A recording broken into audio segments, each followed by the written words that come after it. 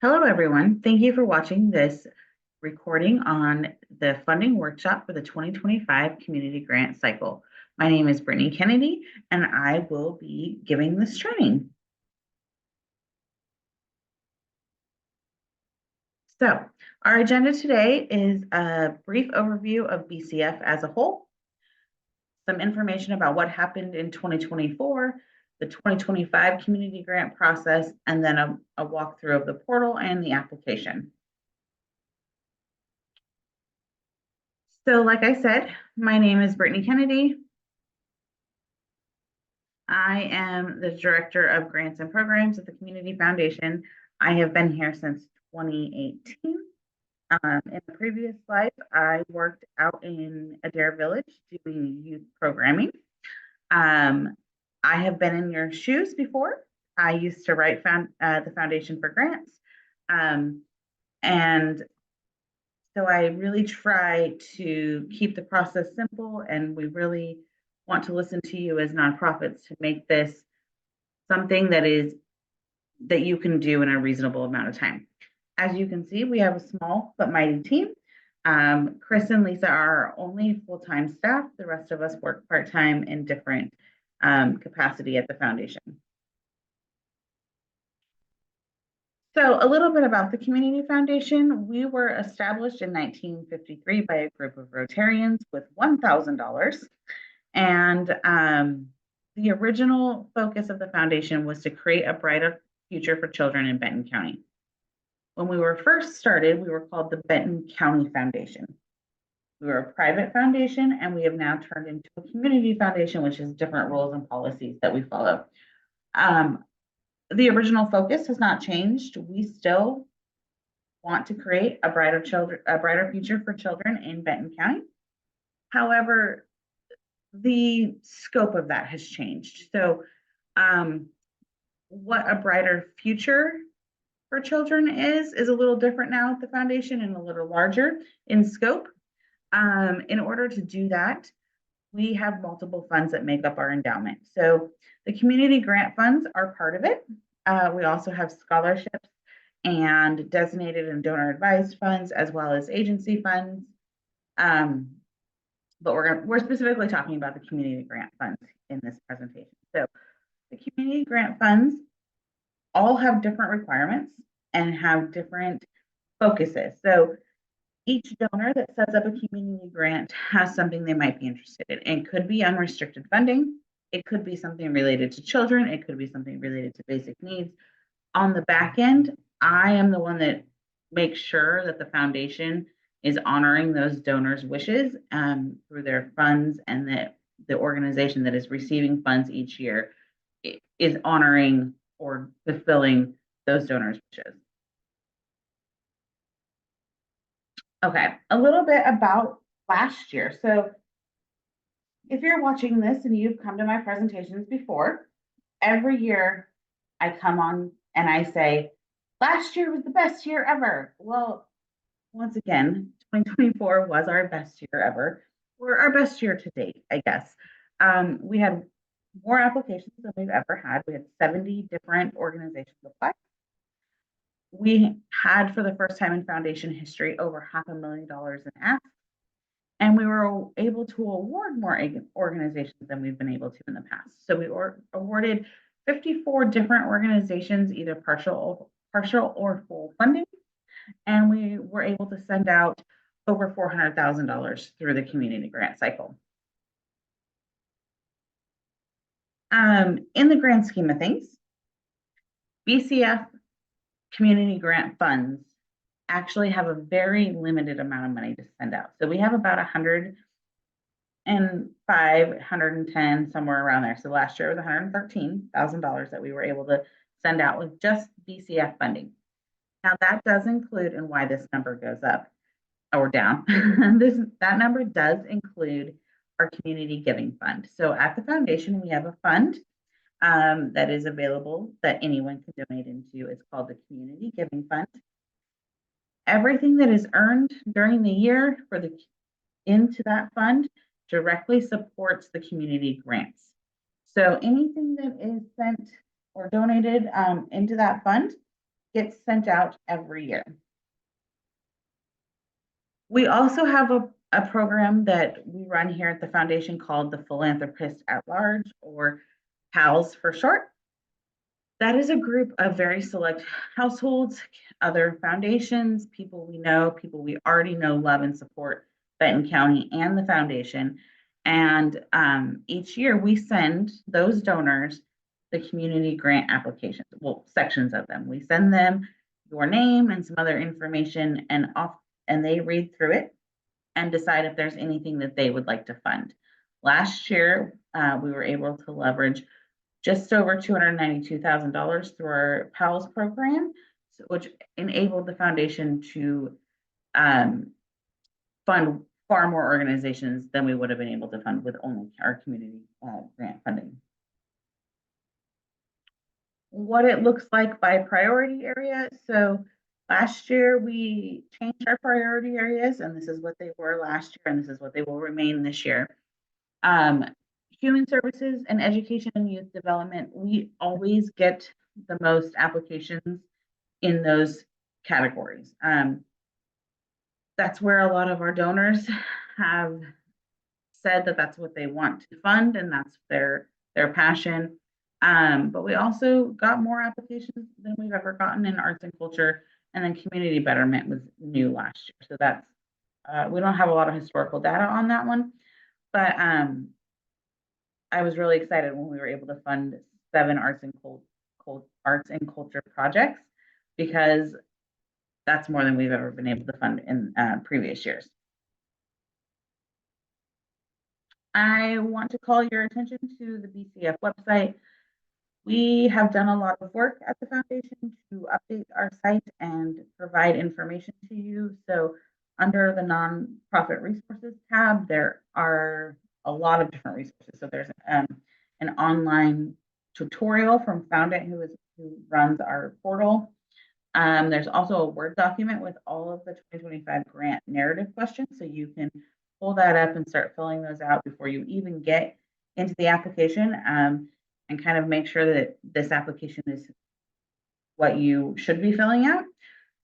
We also have a grant history section, so you can tell who we have funded and what they asked for and how much. So you can also kind of see, oh yeah, I run a youth program, so I see that they have funded multiple youth programs over the years. There's also an FAQ that might answer a lot of your questions.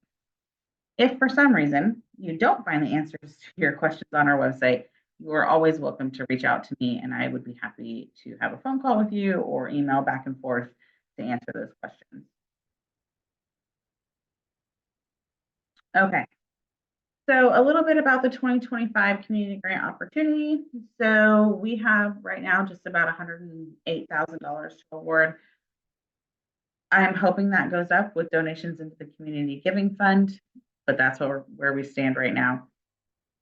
As in previous years, you have to select your funding amount. So we fund up to $10,000 for project request, program request, or any of those things. So you have to select the 5,001 to 10,000 or 5,000 and below.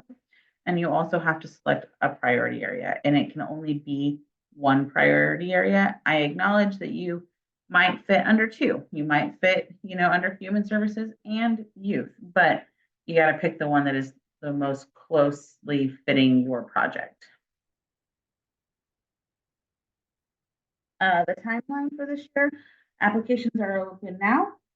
They will be, they close January 21st, 2025, with award decisions being announced in April. This is the same timeline as last year, and we found after some feedback from our nonprofits that this is what is working, especially for those that are going to be running summer programs and asking for funding from us for the summer. So you will know that before your program starts, which is I hope is helpful for you. Okay, so the priority areas that BCF funds: arts and culture, community betterment, education and youth development, human services, and then we have one very specific grant called the Elizabeth Starker Cameron Memorial Grant. It is for a project or program that promotes voting and citizenship responsibilities. All of our applications are done through an online portal.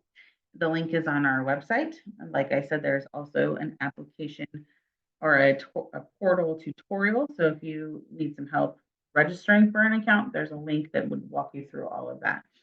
If you are a returning applicant, you don't need to recreate an account. You just need to log in with your credentials.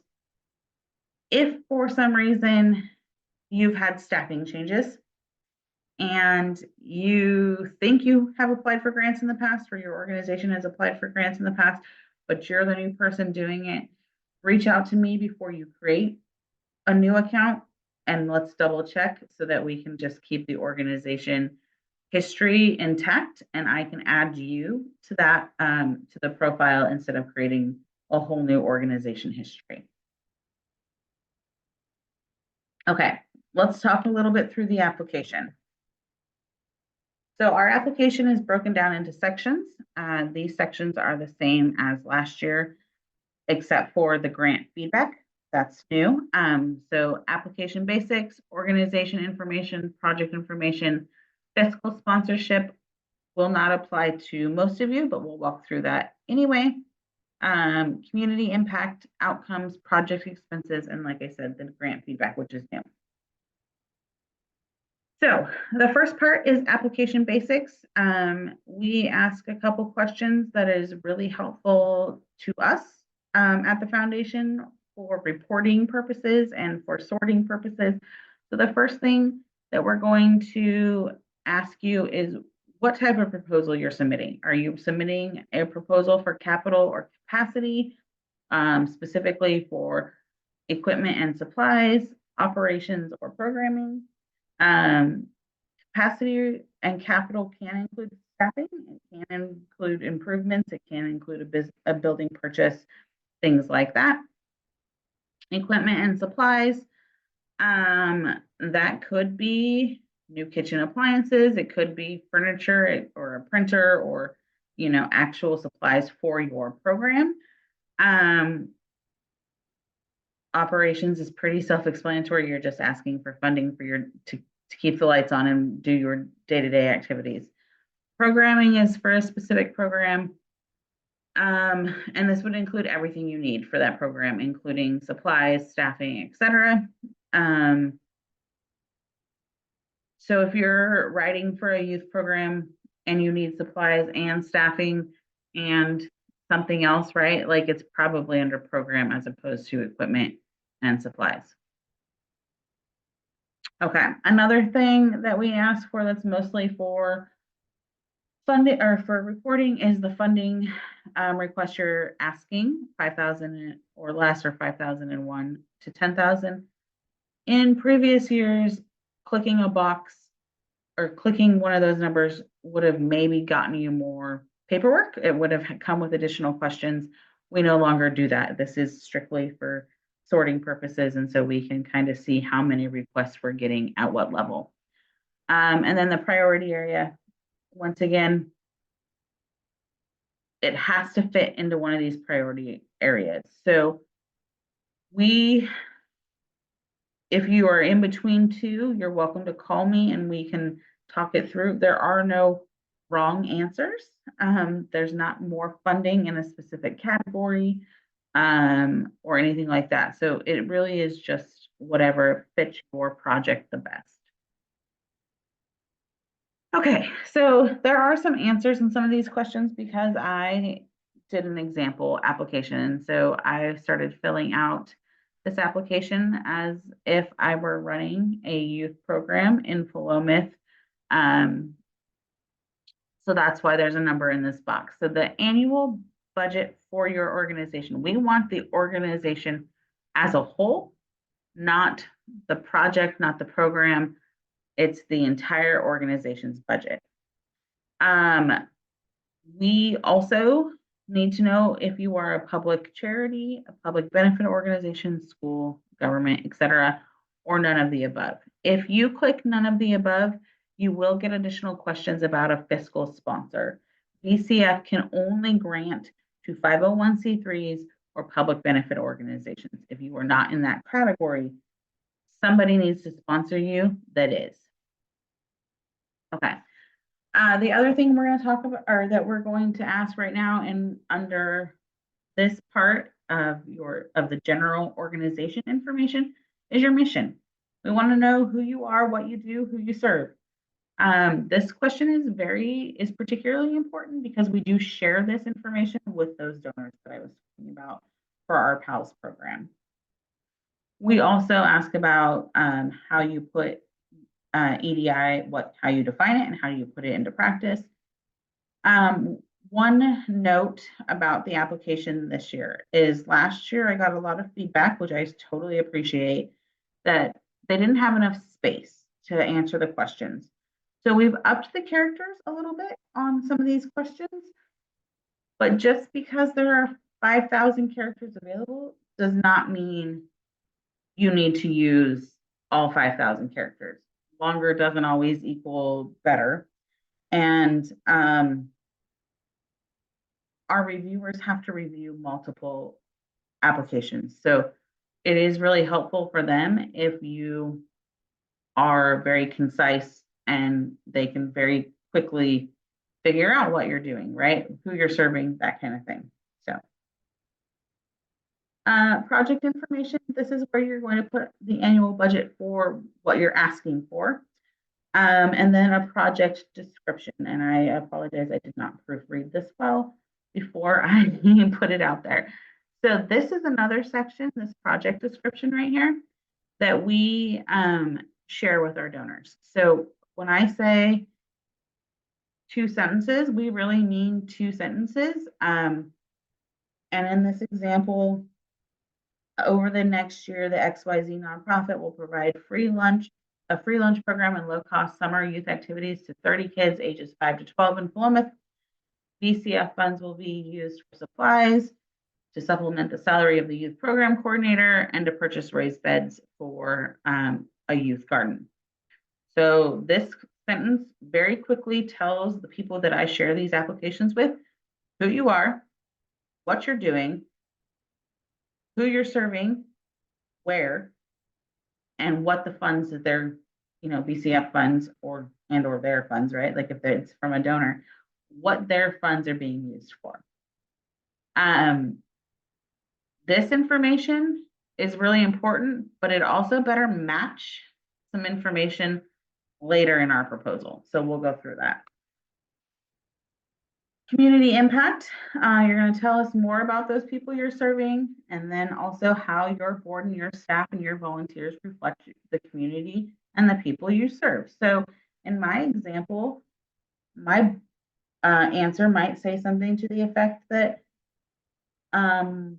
we serve youth in Philomath, and we have a parent on our as a member of our board of directors, right? Or we work with the school district and we have teachers who are on our board, or our volunteers are kids who have graduated from our program and now have come back to mentor the younger kids.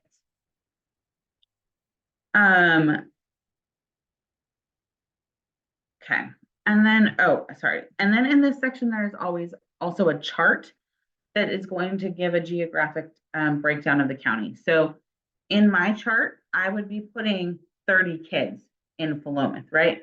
I didn't tell you I was serving kids anywhere else, so I would only have that number in Philomath. Okay. Outcomes, we are looking for how people's lives change or the impact you are making in those people's lives because of whatever you're writing for, right? So it wouldn't so much be that we went on 15 field trips, right? Like that's not what I'm looking for or the reviewers are looking for. It's these 30 kids are going to gain XYZ skills. They're going to, I said we're using the money for raised beds, right? We're going to grow a garden and they're going to taste new fruits and vegetables, or they're going to learn how to make a recipe, or, what is changing and what difference is this making in their lives? The next section is financial information. I'm going to spend a little bit more time talking about this because this is where a lot of people lose points from the reviewers. So the first thing we're going to talk about is the source of support. So BCF asks and prefers that we are not your only source of support. So if you're writing for a program, maybe you have other grant funding, or maybe you charge fees, and so that's part of your support, right? Or maybe you have money in your operations budget for this program, that also counts.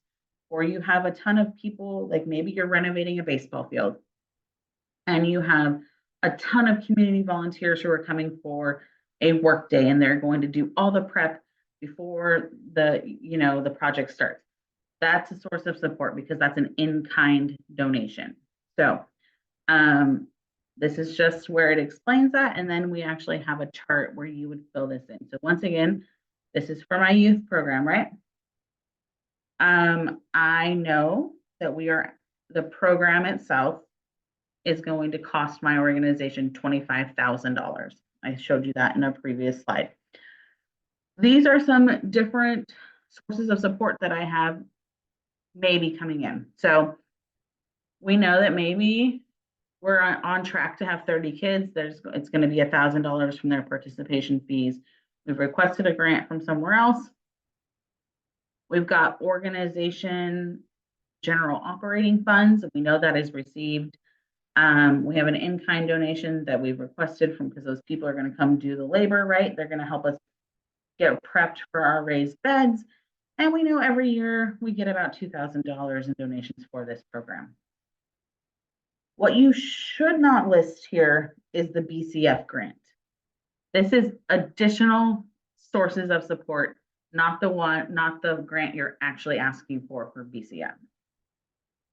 Okay, the next section is on expenses. So of the $25,000 that I have, that I know this program is going to cost me, I am requesting $10,000 from BCF to support that. BCF funds are going to be used for staffing. I told you that in that 2-sentence description, right? And I told you that told the reviewers that we're purchasing raised beds and we're using money for supplies. We also have that accounted for on the total cost of what that is, right? And then those numbers match. So the total of the program is $25,000, BCF expenses are 10. These boxes don't self-total, so you will have to do the math there and make sure that those numbers are in those boxes. Okay, I said the new section is grant application feedback. This is for my eyes only. The board will get a general summary of this, but not specific feedback. But I really do value your insights. I really do want to know that this application took you way too long, or it, was the instructions weren't clear, because that is the only way that I can make changes and make it better. So this will not impact your funding. I don't make funding decisions, so the reviewers won't see this. It's just for me, and it's kind of two parts. There's some check boxes, and then also some open-ended questions that you're welcome to fill out. Like I said, will not impact funding, but it does help me do my job better. But it is also completely optional, so you don't have to do it, but I really do appreciate it. Okay, so what the BCF reviewers are looking for. So the BCF reviewers use a rubric. It is a 1 to 3 scoring system. Almost every one of those questions that you are answering, short of the ones that are like for sorting, right? Like, are scored. So, and they score on a 1 to 3. 3 is excellent. 1 is really didn't answer the question, missed the mark, that kind of thing. Financial information, like I said, is where people tend to get hung up. First thing is make sure it's complete. make sure the numbers add up, make sure that you're demonstrating other sources of funding, and then clearly demonstrating how the BCF grant funds will be used. Along that line, it is also really important that you're demonstrating that those funds are used to serve Benton County residents. So we are a hyper local community foundation. Our money is raised here, our money gets spent here.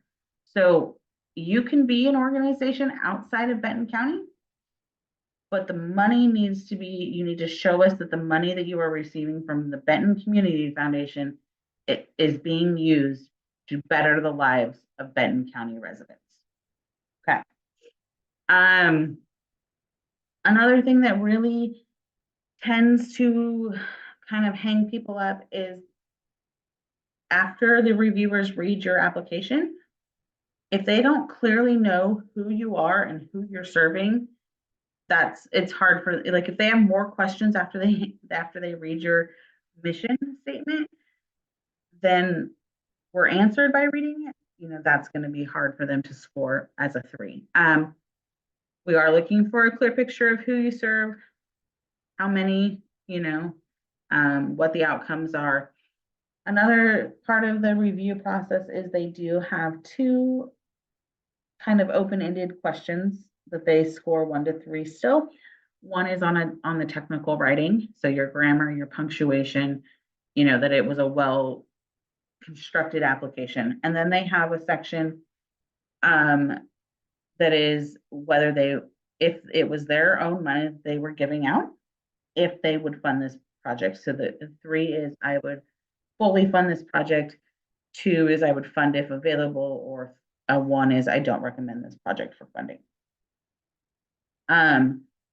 I train them and tell them the same things I'm telling you so that they know, like, this is what I expect from the nonprofits. This is what I have told them, is a good application. This is where, they sometimes struggle. And so this is what we're looking for. And they use a rubric and to do that information. So because this is a training video and there is nobody live to ask me questions, a couple questions that historically have always come up. 1, can we apply for multiple applications? The answer is yes. But the projects need to be very distinctly different and preferably in different priority areas. So if you are a youth program and maybe you're doing an event, and so it's a community betterment event, and you're asking for money for that, and then you're asking money for your actual program, and they're very separate, that's great. But yeah, they have to be very distinctly different in order for us to accept 2 applications from one organization. Another question that I usually get is, if I have an open grant with you now, can I still apply? The answer is yes. Our grants are designed to be paid out, like we give you the funding all up front, but that you are allowed to spend it over a course of a year. So when you are applying for grants in 2025, you still have not maybe finished spending 2024. That is fine. If you have not spent 2023 and done the back end reporting on 2023, that's when we would need to have a conversation on whether you're eligible for grant funding this year. Speaking of back end reporting, so people ask me all the time, well, what are your requirements if I receive a grant? So when or if you receive a grant, you will be asked to sign a grant fund agreement, authorizing the foundation to send you money, making sure your address is complete, all the basics on that. And then when the grant closes, you will need to send us an impact report. It's 1 page. We don't ask for receipts. We don't need to see your accounting. On that end, we do just need to know in a narrative fashion how you spent the money and what impact you made with that money. It could be a video, It could be a press release that you've already done for another organization, or even a write-up that you've submitted to a different grantee. But what pictures are super helpful, because I use this information to share. I share it with donors. I share it with our social media. I want people to hear as often as possible how awesome Benton County is and what we are doing here, because really, y'all are doing amazing work. And so it helps me be able to share that work with other people. Another question. Those are the big ones on what I usually get. If you have additional questions, like I said, you're always welcome to reach out to me. Just a reminder that the application deadline is January 21st, 2025. It will shut off automatically when it closes. So they don't stay open longer than the deadline, and we do not accept late applications for any reason. And if you need to get a hold of me, this is my contact information. I am happy to help. I guess another question I often get is, will you read proposals and let us know we're on the right track or if we're a good fit? The answer is yes. However, I only work part-time. So the week that the applications are due, and I'm the only one that runs grants.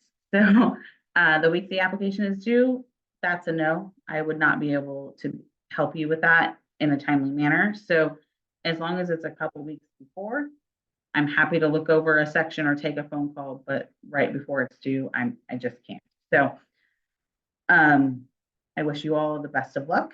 Thank you for listening, and please reach out with any questions.